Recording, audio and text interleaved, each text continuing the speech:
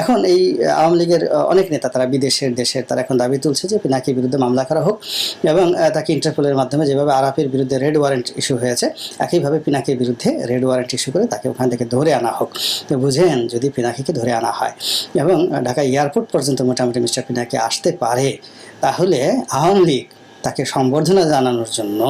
তো আসেন ফরাসি পুলিশ দিয়ে আমার গ্রেপ্তার হওয়ার সম্ভাবনা নিয়ে। আসসালামু আলাইকুম সুপ্রিয় দর্শক বন্ধুরা, অবশেষে বর্তমান সময়ের অত্যন্ত গুরুত্বপূর্ণ একজন ইউটিউবার এবং বর্তমান সময়ের বাংলাদেশের রাজনীতিকে কেন্দ্র করে অত্যন্ত চমৎকার একজন বিশ্লেষক পিনাকি ভট্টাচার্যকে এবার ইন্টারপোলের সাহায্যে গ্রেপ্তার করা হচ্ছে। তো দর্শক বন্ধুরা, তিনি নানা সময় বাংলাদেশের প্রধানমন্ত্রী শেখ হাসিনাকে কেন্দ্র করে তিনি নানা অপকর্ম তুলে ধরেছিলেন। এজন্য তাকে এবার বাংলাদেশের পুলিশ বাহিনীর পক্ষ থেকে এমন কিছু বার্তা দিয়েছে এবং বলা হচ্ছে আরাফ খানের মতো তাকে নাকি ইন্টারপোলের সাহায্যে গ্রেফতার করা হবে। তো দর্শক বন্ধুরা, অবশেষে পিনাকি ভট্টাচার্যকে ফ্রান্স থেকে নাকি এবার বাংলাদেশে আনতে শুরু করেছে বাংলাদেশ পুলিশ বাহিনী। কিন্তু অন্যদিকে এবার পিনাকি ভট্টাচার্য তিনি তার সকল বিষয়গুলো তুলে ধরেছেন এবং তিনি ভিডিও প্রকাশ করে যাচ্ছেন এবং তিনি বলে যাচ্ছেন বাংলাদেশের হাসিনার কাঁঠাল রানীর সেই বাহিনীকে ওপেন চ্যালেঞ্জ জানিয়েছেন। তো দর্শক বন্ধুরা, চলুন আমরা পিনাকি স্যারের সেই কথাগুলো শুনে আসি। আসলে তাকে কিভাবে হুমকি দেওয়া হয়েছে, তাহলে কি এবার তাকে ইন্টারপোলের সাহায্যে বাংলাদেশে ফিরিয়ে আনা হবে? তো দর্শক বন্ধুরা, চলুন আমরা সেই সকল বিষয়গুলো পরিপূর্ণ বিষয় জেনে নেই। অবশ্যই ধৈর্য সহকারে পুরো ভিডিওটি দেখবেন, তাহলে এই সকল বিষয়গুলো পরিপূর্ণ বুঝতে পারবেন। নাকি ইন্টারপোল দিয়া ফ্রান্স থেকে ধরে নিয়ে যাবে রেড অ্যালার্ট দিয়া। তো স্নেহভাজন রাজনীতিবিদ গোলাম মাওলা রনি একটা ভিডিও করছে আমার নিয়া, তার থাম্বনেল দেখা আমারে যারা পছন্দ করে তাদের ভরকায় যাওয়ারই কথা। তবে ইন্টারেস্টিং হচ্ছে রনির কাছে অনেক তথ্য আছে যা অনেকেরই জানার কথা না। যেমন ফ্রান্স পুলিশ আমার নিরাপত্তায় বিশেষ ব্যবস্থা নিছে, এটা আমার খুবই ঘনিষ্ঠ দুই একজন ছাড়া জানে না, সেটাও দেখলাম রনি জানে। যাই হোক, তার মানে ওর অ্যান্টেনা অনেক উপরে বাঁধা আছে আর কি। Good job Roni, I appreciate your homework. যাই হোক, এইরকম আমার গ্রেপ্তার হওয়ার গুজব ছড়ায় আমি চুপ থাকি, আমার ইনবক্স ভরে যায় মেসেজে, আমি এইগুলো নিয়ে কিছু বলতে চাই না, কারণ এইটা মোটেও গুরুত্বপূর্ণ না। আমাদের কাছে সবচেয়ে গুরুত্বপূর্ণ হচ্ছে কাঁঠাল রানীকে জয় বাংলা করে দেওয়া। কিন্তু সেদিন অ্যাপোলো মানে অ্যাপোলো ওই বিএনপির ওয়াহিদুজ্জামান অ্যাপোলো তো ফোন দিছে, বলে দাদা মাঝখানে গুজব রটছিল আপনারা ফ্রান্স পুলিশ গ্রেপ্তার করছে। তো আমি বলি যে আমার ফোন দিলেন না কেন, আপনার তো শুধু আমার না আমার ফ্যামিলির লোকজনের নাম্বার আছে। তো বলে আমি ভয়ে ফোন দেই নাই, যদি সত্যি সত্যি আপনি গ্রেপ্তার হইয়া থাকেন। তো আমি দেখলাম যে কেস খারাপ। অ্যাপোলোর মতো বুদ্ধিমান ছেলে যদি বিভ্রান্ত হয় তাহলে আমার ক্ষুদ্র ভ্রাতার ভগিনীরা তো ডাবল বিভ্রান্ত হলে দোষ দেওয়া যায় না, তাই না? তো আসেন ফরাসি পুলিশ দিয়ে আমার গ্রেপ্তার হওয়ার সম্ভাবনা নিয়ে একটু আলাপ করি। পুলিশ কেন একজনকে গ্রেপ্তার করে? মানে মুজিবিস্তান বা বাঙ্গুল্যান্ডের পুলিশ না, ওটা তো কোনো রাষ্ট্র না। হ্যাঁ, ওটা একটা কাঁঠাল রানীর মাফিয়া জমিদারি। একটা সভ্য দেশে পুলিশ কেন একজনকে গ্রেপ্তার করে? এই গ্রেপ্তার করার ক্ষমতারে বলা হয় পাওয়ার টু ডিটেইন, মানে আটকায় রাখা। এটা একটা পুলিশের বিশেষ ক্ষমতা। 1 নাম্বার, সে আদালতের আদেশে গ্রেপ্তার করতে পারে। 2 নাম্বার, কোনো সন্দেহভাজনকে গ্রেপ্তার করতে পারে যে কোনো অপরাধ সংগঠন করছে বা করতেছে বলে পুলিশের কাছে প্রতীয়মান হয়। 3 নাম্বার, জিজ্ঞাসাবাদের প্রয়োজনে গ্রেপ্তার করতে পারে। এই ঠোলার বাচ্চা, বাংলাদেশের ঠোলার বাচ্চা, জানিস তোরা এই সমস্ত? শুনে নে, ক্লাস কর আমার। যাই, এবার আসেন আমি আসলে কে, আমি কেন ফ্রান্সে আছি। আমি প্রথমত ফ্রান্সের একজন লিগাল রেসিডেন্ট। লিগাল, আমি ফ্রান্সে জাতিসংঘের ম্যান্ডেটের অধীনে রাজনৈতিক আশ্রয় আছি। কেন আমাকে রাজনৈতিক আশ্রয় দিছে ফ্রান্স? কারণ কাঁঠাল রানী আর তার দলবল আমাকে বাংলাদেশে মত প্রকাশ করতে দেয় না। আমার নামে ডিজিটাল সিকিউরিটির আন্ডারে একটা মামলা দিছে, সেটা গত বছর। আমি তো রাজনৈতিক আশ্রয় পেয়েছি 2019 সালে। তো আমরা যখন ডিজিটাল সিকিউরিটি আন্ডারে মামলা দিছে না, সে সময় হাসিনার ঠোলা ডিএমপির ওই যে উপকমিশনার ফারুক হোসেন প্রথম আলোকে বলছিল পিনাকি ভট্টাচার্য ফ্রান্সে অবস্থান করে সরকার বিরোধী অপপ্রচারে লিপ্ত। তার পূর্ণাঙ্গ ঠিকানা পেলে ইন্টারপোলের মাধ্যমে দেশে ফিরিয়ে এনে তার বিচারের মুখোমুখি করা হবে। তো আমি সেই ঠোলারে হোয়াটসঅ্যাপে মেসেজ দিছিলাম, বলছিলাম আমার ঠিকানা লাগবে, আমি দিতেছি। সে আমার ডরেই ব্লক করে দিছে হোয়াটসঅ্যাপে। কেমন ঠোলার বাচ্চা, ঠোলা দেখেন, এই ঠোলার বাচ্চা ভালসুন। ফ্রান্স পুলিশের কাছে আমার ঠিকানা নাই। আমার তো ফ্রান্সের মিনিস্ট্রি অফ ইন্টেরিয়র অ্যাসাইলাম দিছে। ফ্রান্সের পুলিশ কি ইন্টারপোলের সদস্য না? ইন্টারপোলের হেডকোয়ার্টার কোথায় রে ভালসুন, কালারলানি হাসিনার ঠোলার বাচ্চা? জানিস এটা ফ্রান্সে ইন্টারপোলের হেডকোয়ার্টার, ওদের কাছে আমার ঠিকানা আছে না? তো বল আমারে ধরে নিয়ে যেতে, বলিস না কেন? আমার ঠিকানা কেন লাগবে তোর? ফ্রান্সে তো 2টা পিনাকি ভট্টাচার্য নাই, ফ্রান্সকে বল না পিনাকিটা ধরে আমার কাছে পাঠাও। আমারে পরে নিয়ে যাস, আমারে নিতে হবে না। তোকে জাতির পিতা শেখ মুজিবকে জয় বাংলা করে দিছিল না, তাকে ফিরাই নিয়ে যা। মাজায় জোর থাকলে নিয়ে যা। কানাডা আমেরিকাতেই তো আছে, ইন্টারপোলের রেড অ্যালার্টও আছে, তো তাদের বাসার ঠিকানাও জানিস। ফিরাই নিয়ে যাস না কেন বান্দির পুত? আমি তো কাউকে খুনও করি নাই, মারিও নাই, চুরি ডাকাতিও করি নাই। হাসিনার ফ্যাসিস্ট শাসনের প্রতিবাদ করি। আমি একজন আন্তর্জাতিকভাবে জাতিসংঘের স্বীকৃত ভিন্ন মতাবলম্বী রাজনৈতিক আশ্রয় প্রার্থী মানবাধিকার কর্মী। রাজনৈতিক মত প্রকাশ করা কি ক্রিমিনাল অফেন্স নাকি রে? ঠোলার বাচ্চা ঠোলা। আমেরিকাতে ট্রাম্প যখন প্রেসিডেন্ট তখন দেখছেন না, ট্রাম্পের একটা রাবারের স্ট্যাচু বানায় রাস্তা দিয়ে নিয়ে গেছে, আর যার ইচ্ছা গিয়ে পাছায় লাথি দিচ্ছে, দেখছেন না? এটাই হইতেছে ফ্রিডম অফ স্পিচ। আমি আমার পলিটিক্যাল ওপিনিয়ন দেব, আমি হাসিনারে গালি দেব, এটা যদি গায়ে জ্বালা ধরে তো রাজনীতি করিস কেন রে? ডিবিসি নিউজ করছে সরকারের সমালোচনা করাই তার কাজ। পিনাকি ভট্টাচার্য, যিনি ফ্রান্সের রাজনৈতিক আশ্রয় নিয়ে সামাজিক যোগাযোগ মাধ্যমে বাংলাদেশ সরকার বিরোধী বিষোদগারের জন্য বেশ সমালোচিত। তো সরকারের সমালোচনা করতে হাসিনারও কাজ ছিল রে, ছিল কিনা? বিরোধী দলের কাজ কি? অপোজিশনের কাজ কি? সমালোচনা করাই তো অপোজিশনের কাজ। সে কাজ সে করবে না? বান্দির পুত। দেশটা কি তোর বাপের তালুক নাকি রে বান্দির পুত? যাই হোক, রেড অ্যালার্ট কি এটা একটু জানি না। ইন্টারপোলের একটা নোটিশ আছে কালার কোড দিয়া, red, yellow, blue, green, orange, purple ইত্যাদি। এটা দেওয়া হয় কাউকে বিচারের জন্য ধরে আনার জন্য বা সাজা ভোগ করার জন্য ধরে আনার জন্য, আন্তর্জাতিক পুলিশের সহায়তা কামনা করে। তাইলে এখন প্রশ্ন উঠতে পারে যে শেখ মুজিবকে যে জয় বাংলা করে দিল তারে তো রেড অ্যালার্ট জারি করছে, তো তারেক রহমানকেও সাজা দিছে, তো তারেক রহমানের জন্য কি রেড অ্যালার্ট জারি করতে পারবে? না, পারে না।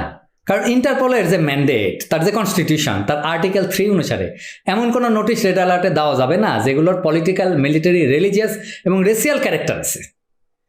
তারেক রহমানের নাম এইটা পলিটিক্যাল ক্যারেক্টার। এই যে দেখেন, তারেক রহমানের নামে জিন্দিগিতে রেড অ্যালার্ট জারি করতে পারবে না। ইন্টারপোল হাসিনার চাকরি করে না, চাইলে যার নামে খুশি রেড অ্যালার্ট জারি করতে পারবে না। আমার নামে বাধি দেন, আমার নামে তো আরো পারবে না। এই মূর্খগুলো চিল্লায় আর আপনারা কনফিউজড হন। হাসিনার বাপ কব্বর থেকে উঠে আসলেও আমার নামে ইন্টারপোলে রেড অ্যালার্ট জারি করতে পারবে না। চ্যালেঞ্জ দিলাম। ধরে নিয়ে বাংলাদেশে যাওয়া তো দূর কি বাত। আমি কোনো ক্রাইম করতেছি না। আই রিপিট, ভিন্ন রাজনৈতিক মত পোষণ করা কোনো অপরাধ না। হাসিনা অপরাধী। সে চুরি করে, ডাকাতি করে, ভোট ডাকাতি করে, প্রতারণা করে, বাংলাদেশের নাগরিকদের গুম খুন করে, কথা বলার অধিকার হরণ করে ক্ষমতায় আছে। আমি হাসিনার উৎখাত চাই। আমি হাসিনার ফ্যাসিস্ট শাসনকে জয় বাংলা করে দিতে চাই। হাসিনার বাপেরও ক্ষমতা নাই আমাকে স্তব্ধ করে আমার মুখ বন্ধ করে দেওয়ার। আর বাংলাদেশের ঠোলা, আরে ফু, ভোরে আমি ঠাপাই না, ফুট। এবার আসেন, আসল সমস্যা কি? সমস্যা কি আদৌ কোনোটা আছে? এটা নিয়ে একটু আলাপ করি। হাসিনার হাতে মেলা টাকা। হাসিনার বন্ধু মোদি আছে, পুতিন আছে। পুতিনের দেশের তো মাশাআল্লাহ সুনাম আছে, ভিন্ন মতাবলম্বীদের ভিন দেশে গিয়া মাইরা আসার, তাই না? হাসিনার গুন্ডা ভাড়া করতে পারে, আমার মাইরা ফেলতে পারে, গাড়ি চাপা দিয়ে মারতে পারে, ট্রেনের সামনে ধাক্কা দিয়ে ফেলাই দিতে মারতে পারে, সব গুলি করে মারতে পারে, বিষ প্রয়োগ করে মারতে পারে। আমি এই সম্ভাবনাকে উড়ায় দেই না। আমার অপঘাতে মৃত্যু হলে আমি হাসিনা আর মোদির হিন্দুত্ববাদকে এখনই দায়ী করে গেলাম। কিন্তু এই যে সম্ভাবনা, এই থেকে কি আমার মুক্তি আছে? আমার সাথে ফরাসি পুলিশের গোয়েন্দারা দেখা করছে, তারা নিয়মিত আমার সাথে যোগাযোগ করে, আমার নিরাপত্তা ঝুঁকির বিষয়ে তারা আমাকে নিয়মিত পরামর্শ দেয়। এখন কিছু ভালচুন, ভালচুন মানে জানেন তো, আবার মনে করাই দিই, ভালচুন মানে হইতেছে বোকাচোদা। এই কিছু ভালচুন এখন চিল্লাবে আর কি, হ্যাঁ, যে দেখছো দেখছো কইছিলাম না পিনাকি রয়ের এজেন্ট, সেই জন্য ফরাসি গোয়েন্দাদের সাথে ওর ঘুটু আছে। আসলে এইখানে কিছু বাংলাদেশি আছে, প্যারিসে থাকে, তারা আমারে খুন করার হুমকি দিছিল প্রকাশ্যে। তো আমি উকিলের সাথে কথা বলছিলাম, তো উকিল আমার নিরাপত্তার আশঙ্কার কথা প্রেসিডেন্টের দপ্তরে, মানে ফ্রেঞ্চ প্রেসিডেন্টের দপ্তরে অফিসিয়ালি জানাইছিল। তো এইটা প্রেসিডেন্টের দপ্তর থেকে গোয়েন্দা সংস্থাকে যে জানানো হয়েছিল সেটা আমার উকিলকে অবহিত করা হয়েছিল। সেজন্যই সম্ভবত গোয়েন্দারা আমার সাথে যোগাযোগ করছে। আমি ওদের জিগাই নাই যে কেন তোমরা আমার সাথে কথা বলতেছো। আমার সাথে তখন যারা কথা বলতে চাইলো অফিসিয়ালি, আমি আমার উকিলকে জিগাইছিলাম যে আমার সাথে গোয়েন্দারা কথা বলতে চায়, আমি কথা বলবো কিনা। তো আমার উকিল খোঁজ খবর নিয়ে বলছে যে ওই যে আমরা যে যোগাযোগটা করছিলাম ওইটারই একটা ফলো আপ, এটা তুমি দেখা করতে পারো। তো তো ওরা আমাকে খুব খাতির টাতির করছে আর কি, একটা রেস্টুরেন্টে খাওয়াইছেও। তো যাই হোক, আমার নিরাপত্তার জন্য স্থানীয় পুলিশ দপ্তরকে, আমার অফিসের সংলগ্ন পুলিশ ফাঁড়িকে জানানো আছে। আমাকে তারাই বলছে যে অপরিচিত কারোর সাথে যেন আমি দেখা না করি, কথা না বলি। তারা আমার নিয়মিত যাতায়াতের রুট জানে, আমি কোন রাস্তায় যাই, কোথায় যাই, বাজার করি কোথায়। নতুন কোথাও যাইতে হলে আমি ওদের জানায় যাই, কিন্তু এটা আমাকে বলছিল যে যে জায়গায় যাও না ইউজুয়ালি সেখানে যাইতে হলে আমাদের একটু জানাও আগে। তো ওই 3 জন অফিসারের হট নাম্বার আমার কাছে দেওয়া আছে, বলা হয়েছে যে যে কোনো মুহূর্তে আমি চাইলে তাদের সাথে যোগাযোগ করতে পারি, সাহায্য চাইতে পারি। আমার সাথে পুলিশ ঘুরে না, এটা সত্য, মানে সাথে পুলিশ থাকে না সবসময়, কিন্তু আমি একটা কনস্ট্যান্ট ওয়াচের মধ্যে আছি এবং থাকি। যদিও এই কনস্ট্যান্ট ওয়াচে থাকাটা আমাকে কোনো অর্গানাইজড গ্রুপের আক্রমণ থেকে বাঁচাতে পারবে না।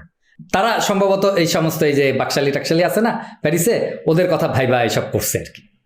তো আমাকে ওরা জিজ্ঞেস করছিল যে এই যে তোমার দেশের কিছু লোকজন আছে প্যারিসে, তোমার মারতে টারতে চায় আর কি, এরা কিছু করবে না তো? আমি বলছি যে বাকশালী ভার্সনগুলোরে তো এটারে থাপ্পড় দিলে আর একটা থাপ্পড় দেওয়ার জায়গা নেই, এগুলো কোনো ব্যাপার না। তো আমার ভয় প্রফেশনালদের নিয়ে, কোনো প্রফেশনাল কোনো অর্গানাইজেশন যদি রিয়েলি কাউরে জয় বাংলা কইরা দিতে চায় তাইলে পারবে, আমারও পারবে করতে। এটা তো কেউ ঠেকাতে পারে না, তাই না? তো আমরা জানি, মানে যদি কেউ চায় তাহলে তো ওই জেমস বন্ড কেউ করে দিতে পারে জয় বাংলা, তাই না? সেটা ঠেকানো ইম্পসিবল। ভয় পাই না, মানে আমি ভয় পেতাম বাংলাদেশে, কারণ ওইখানে তো ঠোলা ছাত্রলীগ, আদালত, যুবলীগ, কোনো আইন বিচার নাই। ফ্রান্স তো আর সেটা না।